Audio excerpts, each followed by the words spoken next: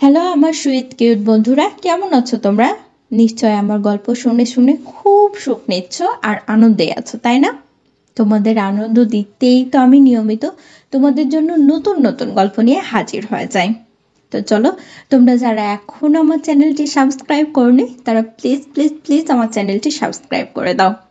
চলো তাহলে দেরি না করে ভিডিওটি জলদি জলদি করে লাইক করো আর চ্যানেলটি সাবস্ক্রাইব করে দাও। ধন্যবাদ। নগরের কোলাহলের মাঝে আর ব্যস্ত জীবনের অগণিত গল্পের ভিড়ে রাইহানা নিশাতের গল্প যেন একদমই আলাদা। তাদের জীবনের পথ চলা ছিল সম্পূর্ণই ভিন্ন, কিন্তু ভাগ্য যেন অদৃশ্য সুতোয় তাদের একত্র গেঁথে দিয়েছিল। রাইহান একজন সফটওয়্যার ইঞ্জিনিয়ার। সারাদিন অফিসের ডেস্কে বসে কোডিং করা আর রাত জেগে নতুন নতুন প্রজেক্ট নিয়ে কাজ করা ছিল তার রুটিন। ছোটবেলা থেকেই সে ছিল প্রচণ্ড উচ্চাকাঙ্ক্ষী। জীবনে বড় কিছু করার স্বপ্ন নিয়ে সে এগিয়ে গিয়েছিল, কিন্তু এই স্বপ্ন পূরণের পথে কোথাও যেন জীবনের ছোট্ট ছোট্ট আনন্দগুলো হারিয়ে গিয়েছিল। অন্যদিকে নিশাত ছিল একজন শিক্ষক। সে শিশুদের পড়াশোনাকে শুধু পেশা নয়, বরং আনন্দ হিসাবে নিয়েছিল। হাসি খুশি আর প্রাণবন্ত স্বভাবের জন্য সবাই তাকে খুব ভালোবাসত। তবে নিশাতের জীবনে সব কিছু ঠিকঠাক থাকলেও তার মনের গভীরে কোথাও যেন একটা শূন্যতা ছিল। এভাবেই তাদের প্রথম দেখা হয়েছিল এক বন্ধুর বিয়েতে।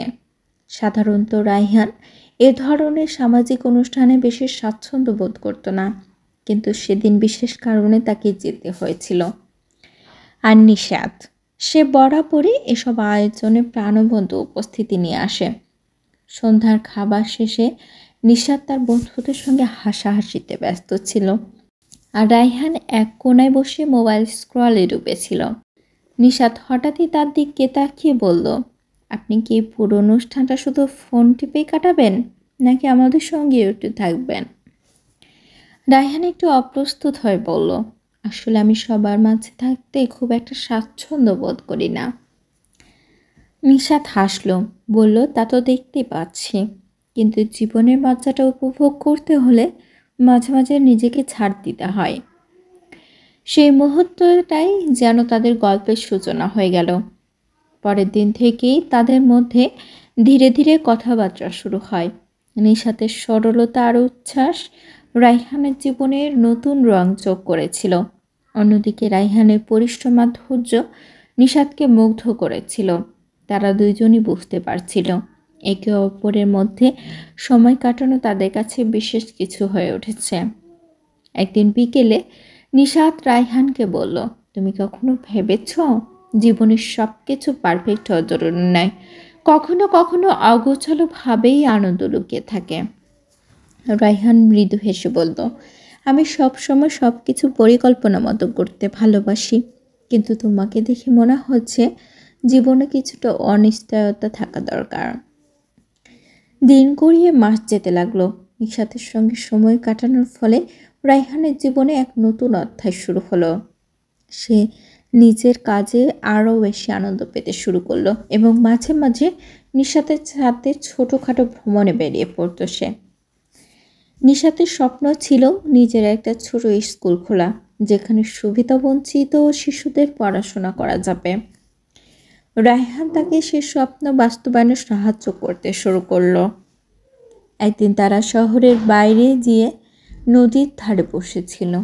নিশা বাতাসে চুল উড়িয়ে বলল, রায়হান, তুমি জানো, তোমার মতো একজন ব্যস্ত মানুষের জীবনে এই সব শান্ত মুহূর্তগুলো খুবই দরকার। জীবনকে উপভোগ করতে শিখতে হবে।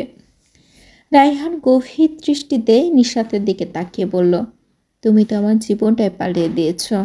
আগে ভাবতাম কাজই জীবন, কিন্তু এখন বুঝি জীবনের প্রতিটি মুহূর্তই গুরুত্বপূর্ণ। তাদের সম্পর্ক আরও গভীর হতে লাগলো, কিন্তু নিশাতের পরিবার একটু রক্ষণশীল ছিল। তারা চাইতো নিশাত তাদের পছন্দ মতো কাউকে বিয়ে করুক।